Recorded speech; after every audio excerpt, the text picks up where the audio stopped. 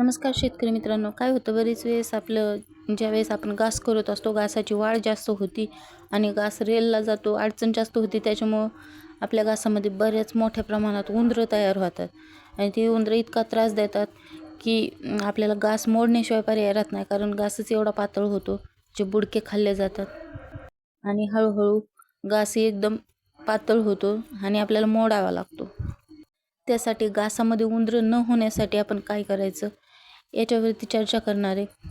तुम्ही जर आपल्या चॅनलला नवीन असाल आणि शेतकरी असाल तर सबस्क्राईब करा, सोबतच बेल आयकॉनवरती सुद्धा क्लिक करा. व्हिडिओ आवडला तर लाईक आणि शेअर जरूर करा.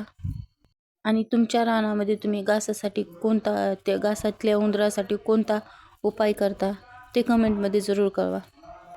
तर पहिली गोष्ट म्हणजे घासाची कापणी आपण एकाआड एक सारा केला पाहिजे. म्हणजे काय होतं, जास्त अडचण नसेल तर उंदरांना लपायला जागा कमी राहते आणि उंदरांची संख्या कमी होती.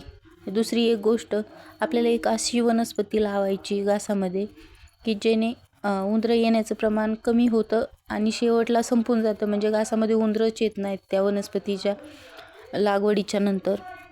तर या वनस्पतीला उंदीर गवत असं म्हणतात, उंदराचं वाण असं म्हणतात जुन्या भाषेमध्ये.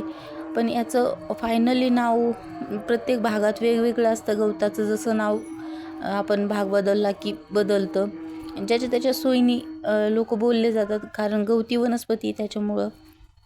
तर हे झाड अशा प्रकारचं दिसतं, पण हे खरंच परिणाम करतं. कारण जर आपल्या घासामध्ये उंदरं होत असतील इथून मागं, तर त्याने पण उंदरं व्हायची पण थांबतात आणि जर उंदरं होत नसतील तर होण्यापासून पण थांबतात आणि असलेली उंदरंसुद्धा कमी होतात आणि हळूहळू नाहीशी होतात. त्यासाठी याची लागवड आपण कशी करायची, बऱ्याच शंका असतात. ह्याचं झाड बऱ्यापैकी मोठं होतं, जेवढं आपलं झाडाचं वय जास्त होईल तेवढं ते झाड मोठं होतं. पण याचं काय करायचं, आपण लागवड वरिंब्याला करायची, सहसा दंडामध्ये किंवा वरिंब्याला लागवड करायची आणि ते आपल्या घासाच्या जवळच्या फांद्या त्याच्या कट करायच्या आणि झाड वरती न्यायचं.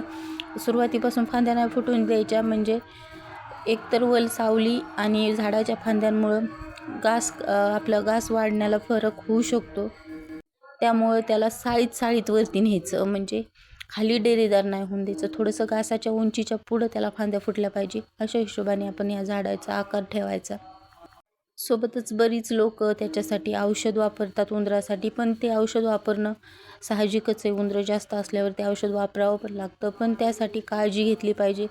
औषध डायरेक्ट उंदराच्या बिळांमध्ये ठेवलं पाहिजे, कारण काय होतं, त्या घासामध्ये दुसरेही प्राणी येऊ शकतात, पक्षी येऊ शकतात. जर जवळ झाडं असतील तर पक्ष्यांनी खाल्ल्यावरती ते उगाच मरून जाणार आहेत.